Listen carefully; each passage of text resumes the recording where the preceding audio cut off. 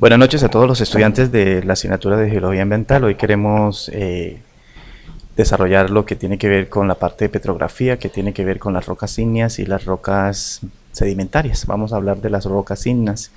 Estas rocas ígneas se forman a través del magma. Este magma está aproximadamente a unos 3000 grados centígrados y cuando tiene unas expulsaciones y el grano es fino, entonces se llaman afaníticas porque tiene una salida rápida, pero muchas veces dentro de esa expulsión hay una salida lenta en donde se generan unos granos gruesos y entonces estas rocas tienen por la textura el nombre de fanéricas.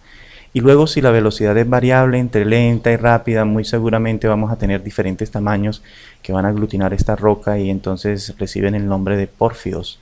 Las salidas súbitas que se generan a nivel del magma en la parte de las expulsiones que se dan en los volcanes, si es súbita muchas veces no se cristaliza y se genera lo que son los vidrios volcánicos. En esta sesión que vamos a tener en el día de hoy vamos a encontrar las rocas intrusivas o plutónicas y las rocas volcánicas o extrusivas. Dentro de las rocas endógenas ígneas o magmáticas, digamos, se forman por fusión de materiales en la corteza del manto y tienden a ascender hacia la superficie debido a su densidad menor, y en ese lugar, digamos, durante ese ascenso se va generando un enfriamiento que empieza a cristalizar el magma. Existen tres grupos de las rocas ígneas: la plutónica, las filonianas, las extrusivas o volcánicas. Dentro de las plutónicas son esas que se cristalizan en el interior de la corteza y forman masas considerables de tamaño. En ellos podemos encontrar minerales que tienen un largo tiempo para cristalizarse, y dentro de ellos encontramos como ejemplo los batolitos. Los batolitos son grandes masas en forma de cúpula, y lacolitos que son de menor tamaño y concordantes a la estratificación en este ejercicio de interior de la corteza. En las filonianas son las que se forman cuando el magma se abre paso hacia la superficie a través de planos de debilidad de las rocas circundantes, y allí podemos encontrar lo que es el silz, que es concordante con la estructura de la roca encajante, o los diques, que son discordantes en diferentes ángulos. Y las extrusivas o volcánicas son aquellas que alcanzan a llegar a la superficie por la expulsión hacia el exterior de los materiales volcánicos. Esto se puede hacer a través de la parte sólida, líquida o gaseosa. Los componentes gaseosos pasan directamente a la atmósfera y el resto se solidifica como roca. Allí encontramos que el gas procede del interior de la cámara magmática y al alcanzar el exterior se expande en forma brusca, arrancando porciones de lava fluida que solidifican rápidamente y caen. Estos materiales se forman los llamados piroclastos. Vamos a observar entonces en la próxima diapositiva cómo se da ese ejercicio, y es a través de la serie de Bowen. Esta serie de Bowen nos explica cómo es que sucede este ejercicio en donde el magma se enfría, y entonces cuando tenemos una serie discontinua, digamos, vamos a encontrar que se empiezan a originar una cantidad de minerales como el olivino. Del olivino pasa a ser piroxeno, del piroxeno pasa a ser anfíboles, del anfíboles pasa a ser biotita, y terminamos en los feldespatos potásicos, que son la moscovita y el cuarzo. Es decir, cuando nosotros encontremos estas reacciones, digamos, o estos minerales a nivel de las rocas ígneas, es porque esta serie, que está originada en material ferromagnesianos, van a ser discontinuos y vamos a encontrar esta expulsión que es de manera discontinua.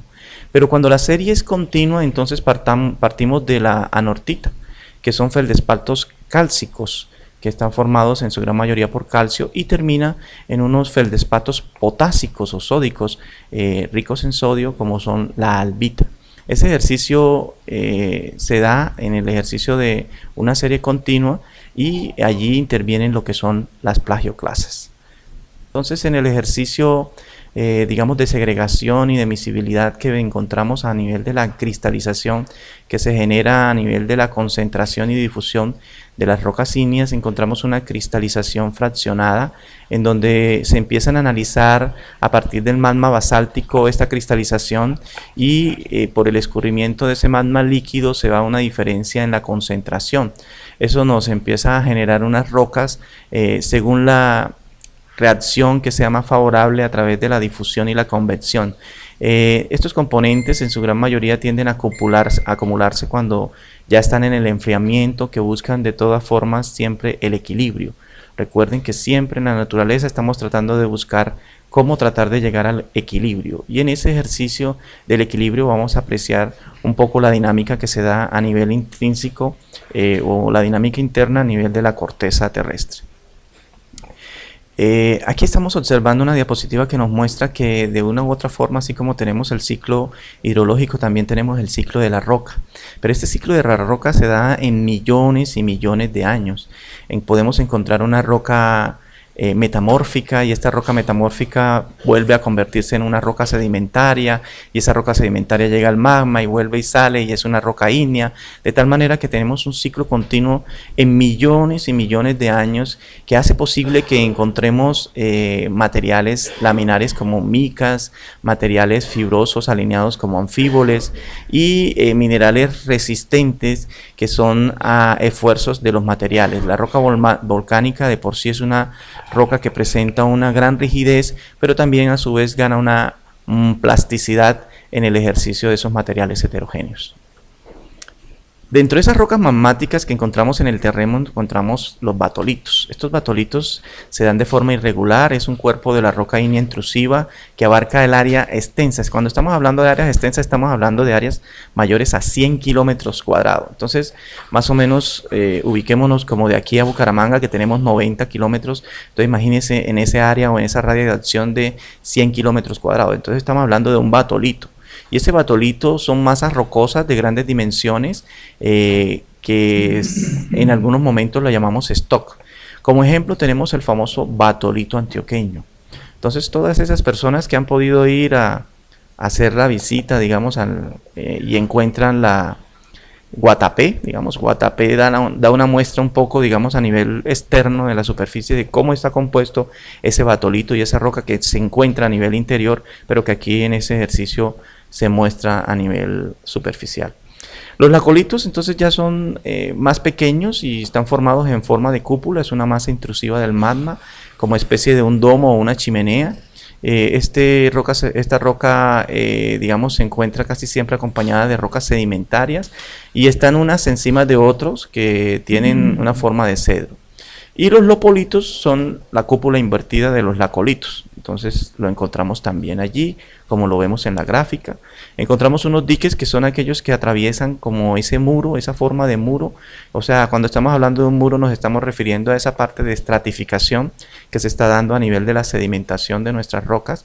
Y encontramos los sills, que son diferentes a los diques. Los diques hacen como digamos, atraviesan los muros, mientras que los sills van por los planos de la estratificación, y entonces eso nos diferencia, digamos, esas dinámicas de estas rocas magmáticas internas a nivel de nuestra corteza terrestre.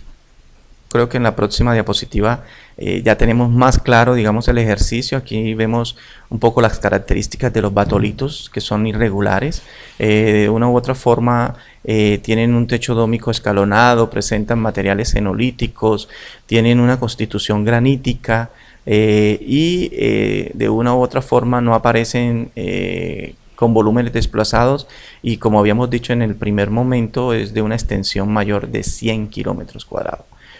Aquí observamos gráficamente ya lo mencionado anteriormente, lo creo que es mucho más ilustrativo. Aquí ya observamos cómo está el dique, que es el que atraviesa la estratificación, el lacolito, el facolito, que es el mismo lopolito, el batolito y los sills.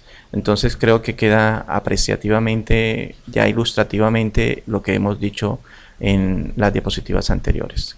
Pues aquí vemos un dique, cómo el dique atraviesa, digamos, en esta figura la estratificación y cómo se forma. Y continuamos con la otra, en donde ya lo observamos de una manera horizontal y vemos algunas apreciaciones con respecto a las texturas que podemos tener, que estuvimos viendo en la primera diapositiva. Y para terminar, digamos, vamos a hablar sobre la cristalización que sucede entre ese ejercicio. Y entonces nos encontramos que muchas veces venimos de temperaturas de 1300 grados Celsius. Allí, si encontramos componentes claros, pues nos vamos a encontrar con un material que es las plagioclasas. Y estas plagioclasas pasan de ser alcalinas, de un pH básico, a buscar la acidificación en el momento de la expulsación y conforme va bajando las temperaturas de este magma. Pero también encontramos componentes oscuros, y cuando los componentes son oscuros, entonces no vamos a encontrar plagioclasas, sino que vamos a encontrar el material que encontramos a nivel de la discontinuidad que se vio en la serie de Bowen, es decir, vamos a encontrar minerales como el olivino y el piroxeno. Entonces, cuando el tipo de magma que vamos a formar es volcánico, y cuando estamos hablando de volcánico nos estamos refiriendo a esas rocas que son extrusivas, es decir, que salen, se forma lo que es el basalto. El basalto se forma y puede originarse, si es de componentes claros, es de plagioclasas, pero si es de componentes oscuros, viene del olivino y el piroxeno. ¿Por qué? Porque esto es una magma de gabbro. Y la roca plutónica, es decir, esa roca intrusiva que se queda allí en la corteza, recibe el nombre de gabbro. ¿Qué características tiene? Que tiene un contenido de sílice menor del 52%. Pero si ya estamos a 800 grados centígrados, encontramos plagioclasas intermedias, que es de un magma diorítico, y entonces se forma, si es oscuros, a partir de anfíboles. Y allí encontramos lo que son las andesitas, que es volcánica, y la diorita, que es plutónica.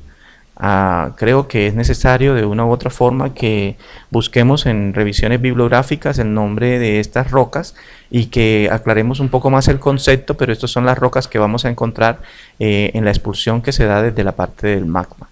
Y cuando ya estamos hablando de 800 a 650 grados Celsius o centígrados, estamos hablando de un magma granítico.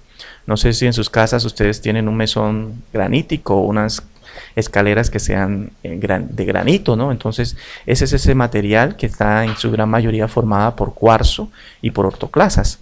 Entonces si es oscuro, entonces recibe el nombre de anfíboles o de biotita, y si es de anfíboles, entonces se forma la sienita.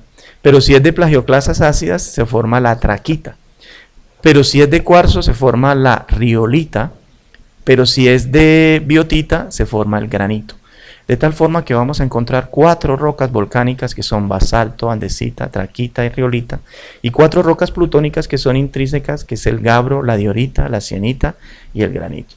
Espero que hagan la consulta, digamos, a un material, digamos, un documento, donde puedan encontrar un poco más la definición de estas rocas. Estas son las rocas que vamos a encontrar en el estudio de lo que vamos a desarrollar a nivel de lo que tiene que ver con las formaciones de rocas para generar nuestros suelos. Aquí terminamos las rocas ígneas y pasamos a las rocas sedimentarias. Nuestro mayor territorio por haber sido, digamos, anteriormente suelos marinos, está formado por rocas sedimentarias. Y podemos decir que a nivel de Santander encontramos unos macizos solo metamórficos a nivel de la meseta, pero en su gran mayoría vamos a encontrar siempre rocas sedimentarias. Estas rocas sedimentarias se forman a partir de sedimentos o de precipitaciones de minerales en soluciones sobresaturadas. Y esos elementos se forman a través de 3 procesos de formación. Un proceso es la meteorización, que es cuando se genera el desgaste de la roca. Otro proceso es el transporte, que se puede dar por la lluvia, se puede dar por el viento, se puede dar por diferentes medios. Y el otro proceso es cuando ya tenemos la depositación. Entonces encontramos un sitio donde depositarnos y allí se forma ese proceso de depositación. Dentro de este ejercicio de las rocas sedimentarias encontramos algo que tiene que ver con la litificación o la diagénesis. No sé, pero digamos ustedes si encuentran las pirámides de Egipto, las construcciones que tuvimos en Roma, todo eso fue a partir, digamos, de ese material sedimentario que tiene un alto contenido de sílice y que hace ese proceso de compactación o cementación. En ese entonces no había cemento, no había clinker. Nosotros lo hemos venido descubriendo, digamos, en el ejercicio del estudio de estos minerales que estamos mencionando, y es a partir de las rocas sedimentarias donde encontramos este material. Cuando estamos hablando del diferente tipo de rocas sedimentarias, pues nos vamos a referir al material detrítico. No sé si tienen compañeros que estudian geología y entonces dicen, no, aquí encontramos un material detrítico. Nos estamos refiriendo a rocas sedimentarias. Cuando son detríticos o clásticos, pero cuando no son detríticos, entonces encontramos no clásticos o no detríticos. Y en esos no clásticos o no detríticos vamos a encontrar rocas que son formadas a través de un ejercicio de la química. Y en el ejercicio de la química van a haber reacciones que pueden encontrar unas rocas que son de tipo evaporitas. Es decir, ellas se evaporan, pero cuando llega el agua vuelve y reaccionan y se adicionan al agua y vuelven otra vez y se evaporan. Pero también vamos a encontrar una que tiene que ver con las dinámicas orgánicas, que es esas que empezamos a hallar y que nos da la posibilidad del sapronel, y después del sapronel podemos encontrar o carbón o podemos encontrar petróleo. Más adelante vamos a estar mirando, digamos, esa apreciación dentro de las rocas. Las rocas sedimentarias son originadas a partir de la consolidación de fragmentos de otras rocas o de restos de plantas y de animales precipitados químicamente. Es decir, esas que están formadas por restos de plantas y animales son esas que nosotros llamamos orgánicas. Y las que son formadas por precipitados químicos son esas que llamamos no detríticas. Las sedimentarias se dividen en detríticas y no detríticas. Las formadas a partir de sedimentos de trozos de otras rocas que son formadas en una fase de transporte son esas rocas detríticas. Y esos trozos de tamaños vamos a encontrar diferentes clases de tamaño. Vamos a encontrar un conglomerado, vamos a encontrar areniscas que son de trabajo de tamaño intermedio, vamos a encontrar los limos que son muy parecidos a los talcos que utilizamos, es un material, y vamos a encontrar las arcillas que se asemejan más a la plastilina, que es un material mucho más consistente, más adherente, digamos, y vamos a encontrar un material mucho más plástico.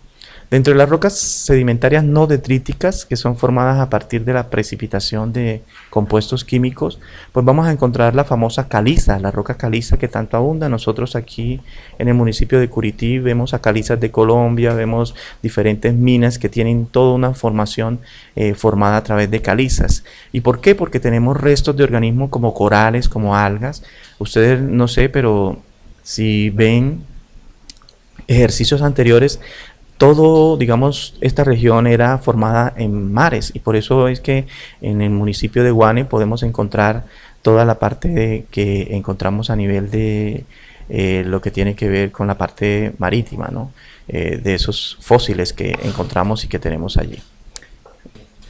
Cuando estamos hablando de conglomerado, estamos hablando de una grava, de lo que llamamos ripio. No sé si cuando vamos a hacer una construcción cogemos ese material de ripio que es bien grande y lo podemos llamar brecha, ¿no? Entonces ese es un material detrítico grande. Las arenas pues tienen que ver con las areniscas. Nosotros vemos arenas de tipo negro o arenas amarillas que se manejan a nivel de la construcción, a nivel de los ríos. Los limos, que son las famosas limolitas, y las arcillas, que son las famosas arcillolitas. Vamos a encontrar las diferentes arcillas que más adelante vamos a estudiar un poquito con más énfasis. Cuando estamos hablando de material conglomerado, cuando nos estamos refiriendo a tamaños, estamos refiriéndonos a un tamaño mayor a 2 milímetros, es decir, que estamos diciendo que es un tamaño grande, o sea, pero es como cuando estamos hablando con grava, ¿sí? Cuando vemos, digamos, que van a echar la grava, van a echar un piso, eso es un conglomerado, una brecha. Ya las areniscas tienen que ver con un tamaño de 2 a 0.2 milímetros. Es un material como cuando nos movemos en el mar, que son las areniscas, esas arenas. Y las lutitas, entonces agrupamos aquí lo que son las arcillolitas y las limolitas en un grupo que se llaman lutitas. Estas lutitas son reconocidas como un material menor a 0.2 milímetros. Y cuando ustedes escuchan a un geólogo, entonces lo empiezan a escuchar en ese término de lutitas. Y cuando se refieren a lutitas es porque hay material de arcilla y material de limo. En esta imagen que encontramos una arenisca que es lutita, es un conglomerado sedimentario. Allí vemos que es de color negro, digamos, y tiene esas características. Si nosotros lo vemos allí pareciera que fuera una piedra, ¿no? Como con lo que nosotros mencionamos, o una roca, pero no, es un material de arenisca formado por areniscas y lutitas. Dentro de esas rocas sedimentarias encontramos que su gran mayoría está formado por material siliclástico y eso tiene que ver con toda la formación que puede ser glaciar, de tipo glaciar cuando nos encontramos en climas fríos, puede ser transportado por el viento, pero también puede ser transportado por el río. En esta diapositiva podemos encontrar los diferentes tamaños de granos y parámetros que encontramos para las diferentes material detrítico de las rocas sedimentarias. Entonces encontramos que hay grava, que hay arena, pero hay arena muy gruesa, hay arena media, hay arena fina, hay arena muy fina. Entonces esto a nivel, digamos, de las minas que encontramos dentro de este material, usted cuando va a hacer un frisado, entonces pide arena muy fina porque es el friso para que genere una compactación. Y lo mismo encontramos a nivel de los limos, que hay limo grueso, limo medio, limo fino. Y en las arcillas sí encontramos un grupo de arcillas que tiene que ver con lo que hemos mencionado como las lutitas. En esta otra nueva diapositiva pues vemos esas diferencias de tamaño y vemos cómo esa distribución de tamaño afecta, digamos, la distribución y la cohesión a nivel de la dispersión que se da dentro del tamaño de cada una de ellas. Y en la siguiente podemos observar la comparación que existe a nivel de tamaño desde una manera gráfica, pero también desde una manera de tamaños, en donde las partículas pasan de tamaños grandes a volverse casi polvos y a volverse casi que, digamos, una arcilla, ¿no? Las arcillas cuando están mojadas se pega, es una característica, se pega a los dedos como si estuviésemos maniobrando una plastilina. Dentro de esos componentes detríticos de matriz grano fino, nosotros podemos decir que hay una disponibilidad y una estabilidad en los fragmentos de rocas y que en su gran mayoría están formados por cuarzo. Cuarzo es un material que siempre va a estar abundando, pero aquí vamos a encontrar el mineral más abundante en la Tierra y quiero que por favor hagan la consulta. Se llama feldespatos. Cuando ustedes escuchan este término, y hemos venido escuchando muchos términos, yo creo que ustedes estarán diciendo, bueno, ¿cuántos términos en la geología? Pero hay que empezar a socializarnos con estos términos. Feldespatos, por favor averigüen qué es un feldespato y van a encontrar que es el mineral más abundante que tenemos a nivel de la parte de la biosfera en lo que tenemos en la Tierra. Y vamos a encontrar las micas y las arcillas, y las micas también son un mineral negro, no encontremos las micas como en ese tiempo de nuestras abuelas, que eran las micas que dejaban debajo de la cama, sino nos referimos a las micas como material mineral de tonalidades negras que hace parte, digamos, de ese componente detrítico. También podemos encontrar minerales pesados y ahí sí vamos a encontrar plomo, cadmio, una cantidad de minerales que de una u otra forma van a afectar, digamos, la dinámica del proceso de estos sedimentos. En la siguiente encontramos un poco la característica tridimensional de los cuarzos. Aquí es solo como para que tengamos una apreciación de cómo es su estructura dentro de la parte molecular. En la siguiente encontramos una diferenciación, digamos, a nivel de porcentaje con respecto a lo que vamos a encontrar en el ejercicio de las comparaciones y las estimaciones.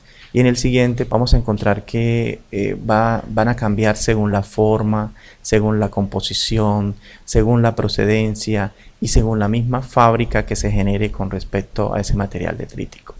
En esta imagen entonces encontramos unas areniscas y miren cómo observamos allí que es un material, digamos, de 2 milímetros, que está entre 2 y 0.2 milímetros y es una arenisca. En la próxima encontramos una brecha, un conglomerado, y es un grupo ya mucho de mayor tamaño que está unificado, digamos, que salió de ese ejercicio de la sedimentación que se dio en ese material. Y en la próxima encontramos un conglomerado que es todavía mayor, de mayor tamaño. Esto lo vemos, estos conglomerados los apreciamos mucho en los ríos, no sé, cuando vamos y encontramos ese material, digamos, que está a nivel de los lechos, que se va moviendo en todo el recorrido de nuestros ríos y que vamos encontrando en ese material. Y muchas veces cuando nos metemos a un río, nos metemos con el vestido de baño y salimos llenos de arena y decimos, oye, ¿ya qué hora? No, pues todo ese transporte que hace el río es lo que va generando esos procesos. Pero aquí nos vamos a referir a las lutitas, que son las arcillolitas y las limolitas. Y encontramos que las lutitas son características de ese material de decantación que se genera dependiendo del clima y de la geología que esté generando en el sitio. Ellas se caracterizan porque en un 45 al 55% 90% total de las rocas son sedimentarias y se caracterizan porque en su orientación se dan de una forma de laminación o de estructura masiva o de diagénesis, es decir, de compactación. Y vamos a encontrar tres clases de lutitas, unas que son de tonos oscuros o negros. Y cuando decimos que son de tonos oscuros o negros, pues vamos a encontrar que el material que está en su gran mayoría presente en ese suelo es materia orgánica y pirita. No sé si recuerdan el programa de Pirri, en algún momento estuvo en uno de esos programas hablando de la pirita. La pirita es un material que se encuentra en estos momentos mucho en la parte del Guaviare y allí, digamos, esa pirita la están tratando de buscar como una alternativa para la parte de las baterías en los celulares para que den la posibilidad de tener una mayor carga. Cuando encontramos tonos rojosos o púrpuras, pues entonces ya estamos encontrando un material férrico. Y entonces encontramos el hierro en +3 y en su gran mayoría eso nos origina un material mineral que se llama hematites, es decir, hematites. Pero cuando encontramos un tono verdoso, así como cuando nos está dando la pálida, cuando estamos así como que amarillos y verdes, es porque ya ahí no está el férrico, sino en un material ferroso. Y allí encontramos que, digamos, lo que vamos a encontrar son arcillas cloritas o hillitas que están dando esa tonalidad y esa característica de las lutitas. Cuando nosotros nos referimos a un geólogo, él siempre nos está diciendo, vamos a encontrar en el suelo un material detrítico formado por lutitas. Entonces ya sabemos que la interpretación es que allí hay arcillas y limolitas. Si son oscuras, materia orgánica. Si son rojos o púrpuras, hematites. Y si son verdosas, cloritas e hillitas. Aquí encontramos un material diferente y es como cuando encontramos una especie de cascajo. Ahí observamos en la imagen, es como un cascajo, digamos, y eso lo que nos quiere generar es un ejercicio de plagioclasas, de diaclasas, y vamos a encontrar después un poco qué es lo que está formándose a nivel de estos suelos. En la próxima, aquí encontramos una caliza, una roca caliza. Vemos cómo está esa caliza y cómo se formó en un ejercicio de precipitación. Eso parece que era algún material humano, digamos, que se consolidó en ese proceso de sedimentación y en su gran mayoría está formando por calcios. En la siguiente vamos a encontrar descripciones que se dan con respecto a esa parte que tiene que ver con el color, con cómo se generó esa estructura sedimentaria, cuáles son sus contenidos minerales, cuáles son sus contenidos orgánicos, cuáles son sus contenidos fósiles. Aquí vemos una lutita. Esta lutita pues de pronto nos da un color como azuloso, pero en su realidad, en su tonalidad, es un color verdoso. Y ese color verdoso lo que nos quiere decir es que es un material formado por hillita, ¿sí? Aquí lo vemos algo azuloso porque se distorsiona un poco al generar, digamos, la presentación. Dentro de esas rocas sedimentarias no detríticas encontramos que están las químicas y las orgánicas. Y dentro de las químicas encontramos el carbonato de calcio. Y ese carbonato de calcio lo forma las calizas. Encontramos el sílice que nos forma las silícicas, el hierro que nos forma las ferruginosas, el mineral fosfato que nos forma las fosfáticas y las sales que nos forman las evaporitas. Pero también encontramos las orgánicas que son a partir del humus, el carbón, a partir de la turba, los fósiles y a partir del sapronel, el petróleo. Más adelante ustedes van a desarrollar unos trabajos que tienen que ver con la minería, donde entonces vamos a estudiar mucho, digamos, el ejercicio del carbón. Entonces allí vamos a mirar por qué Colombia está haciendo toda esa explotación a nivel de carbón. Y eso hizo también que los ingleses dijeron, no, pues si Colombia está vendiendo carbón tan económico, pues cerremos nuestras minas de carbón y entonces vamos a estudiar un poco ese ejercicio, o lo del petróleo que también sucedió con nosotros, que se nos ha bajado a nivel mundial y estamos viendo cómo estamos enfrentando esa economía el día de hoy. Aquí pues vamos a encontrar que dentro de ese material químico, en donde se hace digamos un ejercicio de precipitación química, nos vamos a encontrar con las calizas. La caliza es cuando el carbonato de calcio se precipita y nuestra región sí que está llena de calizas. Nosotros vivimos aquí en Curití con la empresa de don Bernardo Catrircal, son calizas de Colombia que lo vemos ahí sobre la vía. Vemos otra mina que está saliendo por el otro lado de de Curití, cuando uno está evadiendo el peaje, también allí se está dando eso. La dolomita, que es la famosa cal dolomita, porque en la dolomita ya tenemos magnesio. No sé si cuando están haciendo correcciones al suelo ustedes han utilizado la famosa cal dolomítica, y es porque tiene un contenido de magnesio. Y la lita, que es la evaporita, que es la que nosotros conocemos como la sal. Pero quiero que hagan un ejercicio, digamos, de imaginarnos la sal, porque nosotros cuando vemos la sal para consumirla, la vemos blanca, totalmente blanca, y es porque ha tenido un proceso químico, digamos, en donde le hemos dado esa tonalidad blanca.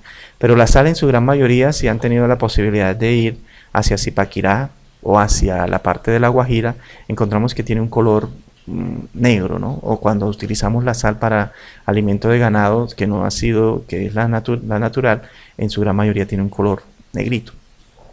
Y vamos a encontrar dos rocas no clásticas o no detríticas, que es el yeso y la anhidrita. El yeso, cuando tenemos el material con agua, entonces se forma el yeso. Pero cuando el yeso suelta el agua, entonces se forma la anhidrita. Y estas son las dos rocas evaporitas que habíamos mencionado, la halita, el yeso y la anhidrita. Aquí vemos una caliza fosilífera, es decir, que tiene unos muy buenos contenidos de fósforo. Esa caliza fosilífera lo que nos muestra es que en su gran mayoría está formado por fósiles. Ahí vemos unos fósiles, así como cuando encontramos en Guane una cantidad de fósiles, pero que tienen que ver más con mesofauna, ¿no? Con pequeños ciempiés, con pequeñas especies, con lombrices, es decir, esa mesofauna que está ahí que genera, digamos, la producción de ese material. Aquí vemos entonces el caso del yeso. Entonces el yeso está formado por sulfato de calcio con moléculas de agua, es decir, cuando a la anhidrita, que es sulfato de calcio, le llega el agua, se forma el yeso. Pero cuando a ese yeso se le evapora el agua, se forma la anhidrita, ¿sí? Entonces estamos encontrando esa roca evaporítica que se está generando allí. Y la halita, que es el cloruro de sodio. Es el cloruro de sodio, como lo dice allí, que es así, la sabemos como en La Guajira hemos visto cómo se hace, cómo hacen, digamos, el proceso de canalización y de reserva de los mares, y luego la evaporan para poder obtener la sal. Queremos decir que cuando estamos hablando de sales no solo nos estamos refiriendo ni al sodio únicamente, podemos encontrar sales con base en potasio y con base en magnesio, pero aquí lo vamos a tener a nivel de ilustración. Lo que sí quiero que resaltemos de este material evaporítico o de las evaporitas es que cuando encontramos este material, eso es un indicio o digamos un indicador de que allí pueden existir yacimientos petrolíferos. O sea, es un muy buen indicador de que muy seguramente allí hubo climas áridos de bajas latitudes y que da origen a que muy posiblemente allí vamos a encontrar yacimientos de petróleo. Entonces, tengamos en cuenta esta característica a nivel de las rocas evaporitas. Pues aquí encontramos el ejercicio de lo que sucede a nivel del mar. Llega el agua, evapora, pero vuelve y se va y se escurre, y bueno, entonces hay un proceso de evaporación y entonces el yeso se vuelve anhidrita. Eso es un ciclo, digamos, que va a estar en el ejercicio de los niveles métricos que se puede manejar a nivel del mar. Recuerden que en el ejercicio el mar ha venido avanzando y ha generado una erosión a nivel de la parte de la costa. Cada vez que vamos encontramos el mar mucho más hacia adentro, y esto también es origen un poco al ejercicio de cambio climático que estamos viviendo, como la tormenta que acabó de suceder en Estados Unidos de Harvey, el huracán Harvey, que ha generado unos impactos en infraestructura y en una ciudad como Houston. Miremos que no solo a los pobres le está generando, porque la vulnerabilidad es de todos. Pues esto se da a nivel de las precipitaciones subacuáticas y de las precipitaciones subaéreas. Eso se da en una dinámica hidrogeológica, digamos, muchas veces en nuestras aguas subterráneas está sucediendo esta dinámica y no la estamos percibiendo, pero allí está sucediendo constantemente este ejercicio que hace que haya evaporación y que luego haya la llegada de ese material de aguas subterráneas o subacuáticas y se procese nuevamente en yeso. Pues nuevamente aquí estamos viendo otro ejercicio, digamos, del yeso y de la anhidrita. Cuando estamos en unas temperaturas de 22 grados centígrados estamos teniendo mayor presencia de la anhidrita, pero cuando estacionalmente se llega a esas estaciones en donde vamos a tener altos calores a 34 grados centígrados, pues ya no va a haber, 22 grados centígrados vamos a encontrar el yeso, y cuando hay altos calores a 34 grados centígrados vamos a encontrar la anhidrita. Aquí estamos viendo la anhidrita, digamos, en un clima árido, donde se forman nódulos de yeso. Otra imagen de un yeso selenítico, donde hay presencia más de selenio, digamos, de la parte del sílice. Un yeso laminado, digamos, mire, parece que hubiese sido, digamos, prefabricado, y eso es más por la presencia de sulfatos en esas cuencas y por el oleaje y dinámicas de agua y de temperatura. Un yeso resedimentado, es decir, que se formó pero que después fue transportado y resedimentado, ya sea por aire, por olas o por corriente, y se forma una especie de, como cuando estamos formando una arepa, ¿no? Y entonces se nos desbarata y vuelve y la armamos, entonces es como ese ejercicio. Y ya estamos viendo pues yesos secundarios que se empiezan a formar. Nosotros tenemos la posibilidad aquí de material de yeso en la mesa en Los Santos, perdón. Hay una mina de yeso, y en una vereda de Villanueva, que en el Espinal también encontramos algo de material de yeso. Ya es un yeso fibroso, creo que este es el yeso que más se observa, digamos, en el ejercicio de las minas que tenemos a nuestro alrededor. La lita. La lita se da a nivel de llanuras salinas, digamos, siempre se da en los niveles costeros, y allí lo que se hace es un aprovechamiento de aguas marinas, pero también encontramos lagos salinos. Recordemos que en Europa podemos encontrar lagos que tienen un alto contenido de salmuera o de sal, y cuando estamos hablando de salmuera es que estamos hablando de unos contenidos de 75 a 270 partes por millón de este material de halita. Por eso cuando nosotros llegamos al mar y hacemos la primera bocarada con agua salada, tenemos que cuidarnos porque nuestro organismo se altera con toda esa cantidad de sales que estamos recibiendo en nuestro organismo. Ahí estamos mostrando cómo se genera, digamos, la producción de halita a nivel de La Guajira, digamos, o de escenarios muy parecidos en donde se hace el aprovechamiento de las sales. Estas sales, de una u otra forma, lo que buscan es tratar de llegar a la superficie por una presión que está siendo generada a través de la superficie, ¿no? Entonces siempre estamos tratando de buscar ese ejercicio de cómo tratar de extraer esas sales que están a nivel de estos suelos en las áreas marítimas. Pues aquí encontramos diferentes clases de sales, no necesariamente todas las sales son a nivel de sodio. Encontramos también potásicas, magnésicas, y encontramos cantidad de solubilidades y de componentes de material mineral evaporítico que pueden estar presentes en este ejercicio. Aquí observamos una secuencia evaporítica a nivel de cuando se está dando un ejercicio de sedimentación laminada. Cómo eso genera, digamos, unas corrientes de turbidez, y cómo generan, digamos, un material deformado que muchas veces lo llamamos slumps. Aquí sigue otra apreciación visual. Aquí vemos ese ejercicio visual, digamos, dentro de esa formación a través de un plegamiento. Y bueno, como esos patrones se generan, digamos, en un material concéntrico y generan una variación del material en el ejercicio. Por último, en la siguiente observamos esas rocas orgánicas, donde les voy a pedir el favor de que hagan una investigación con respecto a estas formaciones de rocas orgánicas como es el carbón, porque el carbón es bueno estudiarlo desde cómo se da ese proceso de generación de roca orgánica dentro de las no detríticas. Otra que es la coquina, ojo, que es la coquina, no estamos hablando de cocaína, sino coquina. Travertino, ¿sí? Entonces nos estamos encontrando con unos términos que no son.